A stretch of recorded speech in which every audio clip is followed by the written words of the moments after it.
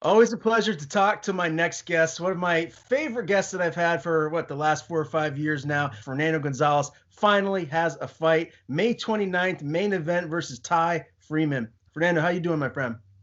Man, I'm doing great. I'm happy, and it's been like you said, man. It's been a while. So it's been like a year and a half, almost 2 years now that I haven't fought. So I'm looking to get back in there and put on a good show, and keep knocking out some wins this year. Yeah, October 2019 was the last time that we saw you compete. How frustrating has it been for you not to get a fight? Because I mean, I know the pandemic has affected a lot of people not fighting, but you've been a veteran of this sport. You think it'd be a little bit easier for you to find a fight? How hard has it been for you?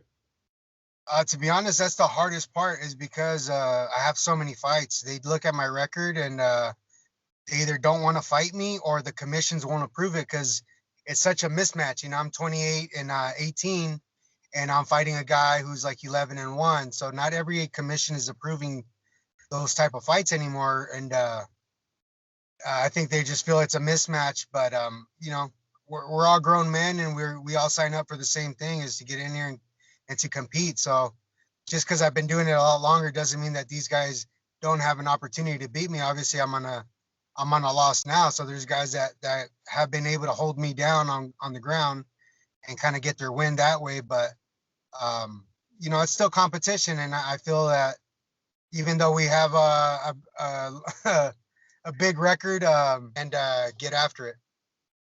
Now, we've talked via text message over the last year and a half or so, but the last time we did an interview was in like March or April of 2020. So, literally, right when the pandemic started. What are things like in California now, man? Just tell me, like, what was it like for you the latter part of 2020, just kind of doing your normal day to day thing? It's kind of like I was getting ready for a fight, and then I probably this is probably my 10th or 11th camp that I've helped people with, from Sam Alvey, Dominic Reyes, Jamal. Um, he's gonna be pissed off at me. I can't remember his last name right now. Jamal. He's under Joe Stevenson. He fought on the Contender Series. Emmers? Um, yeah, I believe so. Yeah, I believe so. Um, Jared, uh, Bandera. He's in the UFC. So I've been helping guys get ready, and obviously the smaller guys too that are in the camp. Mooka Barnes. Um, so there's been a lot of camps, but after a while, you start to kind of get down on yourself because you're like, shit, I haven't had one fight, and I think midway through the pandemic, I started just kind of saying, you know what, stop thinking about fighting, or getting a fight, and just focus on the martial arts part of it, like we always do. And no matter what, regardless of if I'm fighting or not, I can't stay away from the gym. So I'm always training. I'm always wanting to be there. So my mindset was, all right, I don't have a fight right now. Let's gear it towards getting in better shape, and just becoming a better martial artist, and focusing on the stuff that we know, and fine tuning everything. So that's kind of what I've been doing. And after a little bit, now the fights started popping up, and I think, like anything, it's like if your mind's in the right place, things, kind of like the law of attraction, just starts coming towards you. So I just had to recenter myself, I think, and I'm in a good place right now, and I'm ready to scrap. Yes, sir. I love that. I have the book The Secret there by Rhonda Byrne. So yeah, Yeah. like attracts like. I love it. I totally agree. You mentioned some absolute killers there that you're training with, but a lot of those guys are heavyweight. I mean, you mentioned Jared Bandera, Dominic Reyes. I mean, he's light heavyweight. What is your weight at right now, and what will this fight be? What's the weight for this fight with Ty Freeman? It will be in the middleweight division. One, we got it on short notice, but I wanted to start doing some lifting because at 170 I was cutting a lot of weight, and I can't really be putting on weight. So I wasn't doing too much lifting. But towards the end of the 170s, my last two fights, I started feeling more injuries because I'm not putting that muscle around the my joints and stuff. So I was like, you know what? If I don't have a fight anyway, I might as well put some muscle on, And if I have to cut to 170, I'll start dieting from a lot longer out. So that's kind of what I've been doing. But I've always liked middleweight division, and I've done well there. I think I've only lost 2 times in the middleweight division, and then I think I fought like 6 or 7 times there. So I feel comfortable at that weight. I'm a little bit shorter still, like always, but my power carries over, and my speed does too. So I just feel better right now at 185, but I can still do 170. Like I said, like midway, I started really focusing on the diet, on my martial arts, everything. Just kind of dialing it all in just in case a short notice fight popped up. I'd be ready at 85 or 170. So with doing that, I've actually started shredding up pretty well. I'm not ripped or anything yet, but I'm a lot leaner than what I would normally be at 185. Right now, if you kind of see me, I'm looking more like a 170 still, but my weight's there because I'm a thick guy, you know, I'm a dense guy. So what did you weigh this morning when you woke up? I don't check that right now. I don't check that right away. But last night I was at 198, so I'm 2 weeks or 2.5 weeks out. So but I'm walking more. I'm walking there. You know, I'm not really yeah, I just been dieting well. So like right now, it's just my weight's kind of low. I'm not over 205. I'm like 200, 198. So actually today I should be like hitting like 95 after a good sweat. You know, I'll be like in the 95 area. Yeah, that's perfect. That'll be an easy weight cut for you then. I do want to ask you, I mean, I've been interviewing Jared Vanderaa for a while now too. He's got a big fight coming up here shortly. How's he looking? What's his mindset like in this camp? I think he looks great. I mean, he's been using he got it. We have another buddy, Frenchie, who works mitts with him over at Self Made, and him and Zach Sherman, they help him with his stand up and stuff. But they brought him I can't remember his name right now, but he's been coming into the gym, a high level wrestler, huge. Dude's like probably like 285 or something like that. But he doesn't look fat, dude. He's like, you can tell he's well built out, you know. So he's helping him with his wrestling. So he's got me down a couple times where I'm like, oh shit, like, you know, Jared's not a small guy. So me trying to get back up from that has helped me obviously when I'm going against guys my weight. But yeah, I mean, his takedowns are coming along. His striking's always kind of been there. He's got that pace, you know, where he likes to drag guys into deep water, let them burn out. But I think with the way he's working right now, he's doing a lot more pressure, and I think that's going to translate good for his next fight. Yeah, I can't wait to see him in there with Justin Taffa. It's right around the corner, May 22nd. I do want to ask you too about Dominic Reyes. You mentioned him. 2-part question here. I mean, I did not see the fight with Prochazka going like that. I didn't see him getting finished like that. How do you feel like he's going to bounce back mentally from a knockout like that? And what has it been like to be around a guy who's right at the top of the division in the UFC? I mean, what has it been like to train with him? Training is awesome, man. He's a really good training partner. You know, like anything, when you're getting close to a fight, you're going to go a little bit harder, which you need to.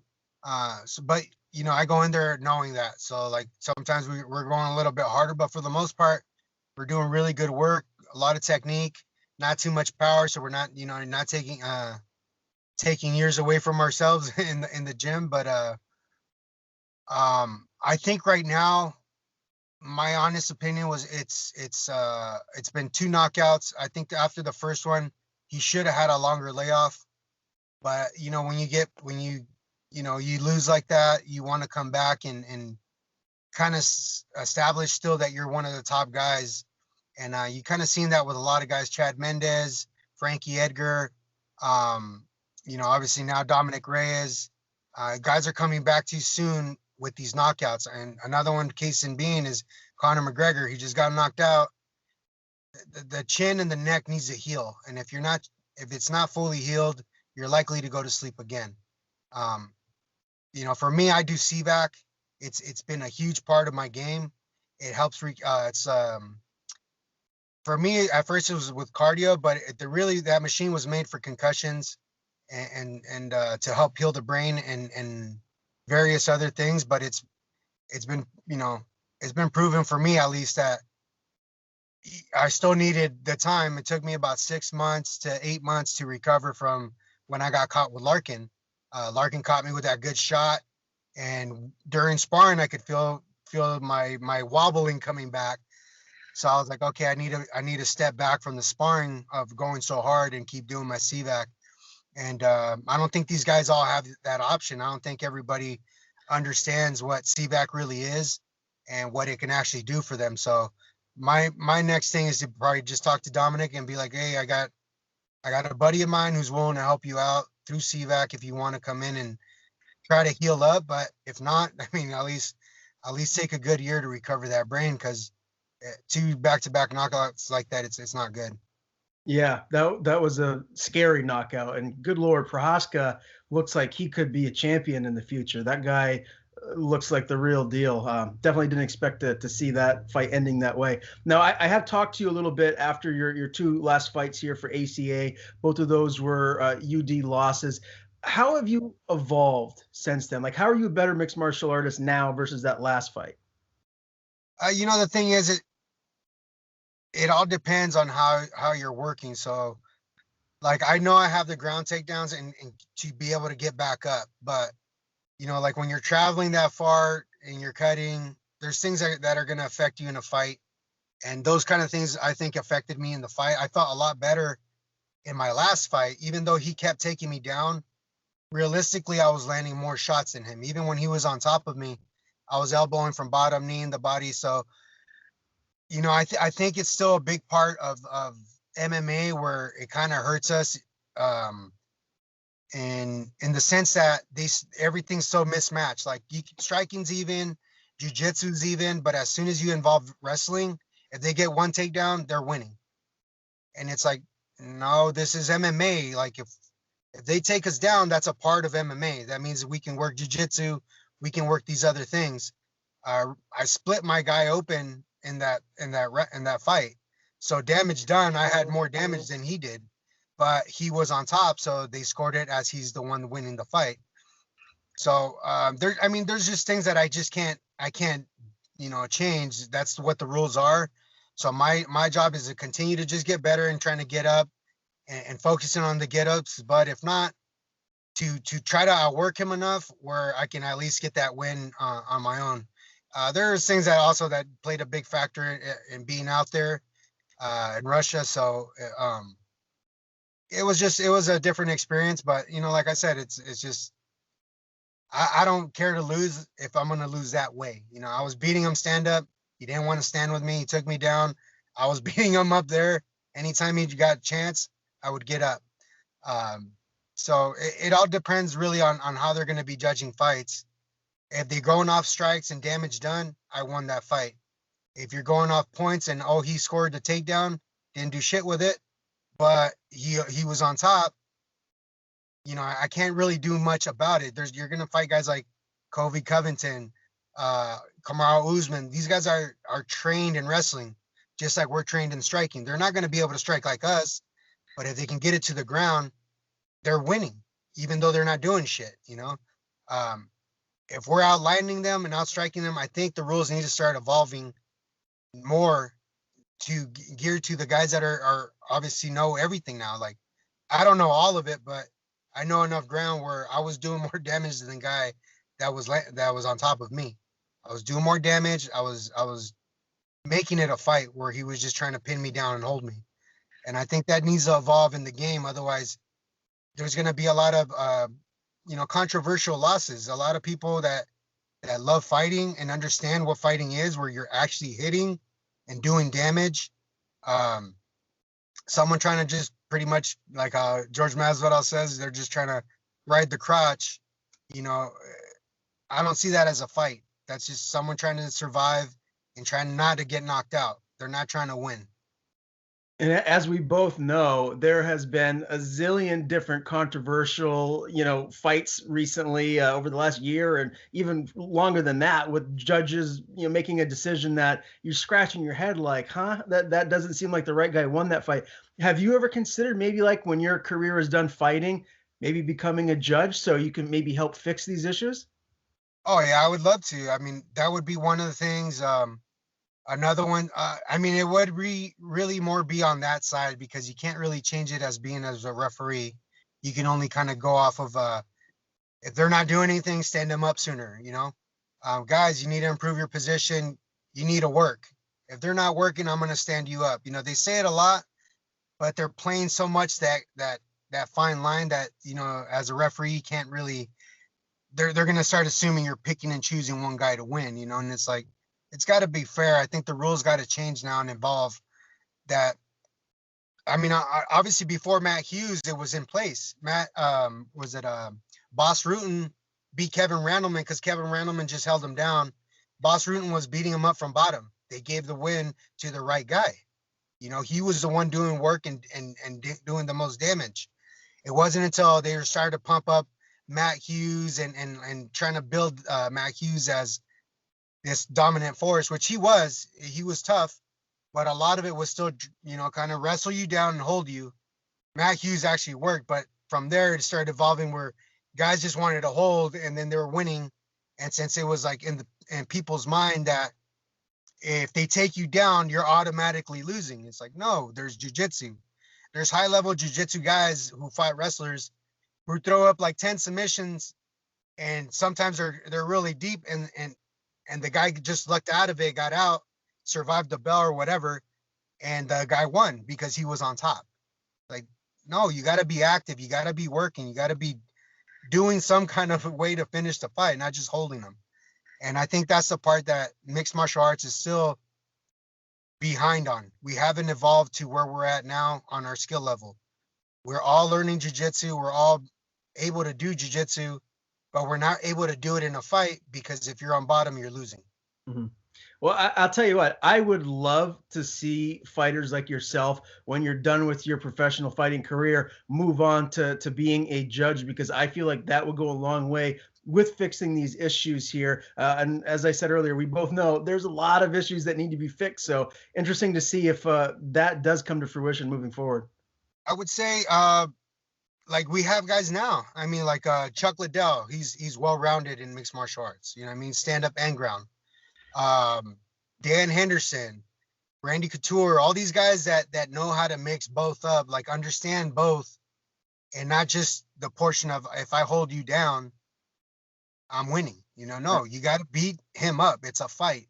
It's a fight sport, not a wrestling sport, not just wrestling. That's a part of mixed martial arts, Yeah. not the whole game. And that's the problem right now. It's kind of the whole game.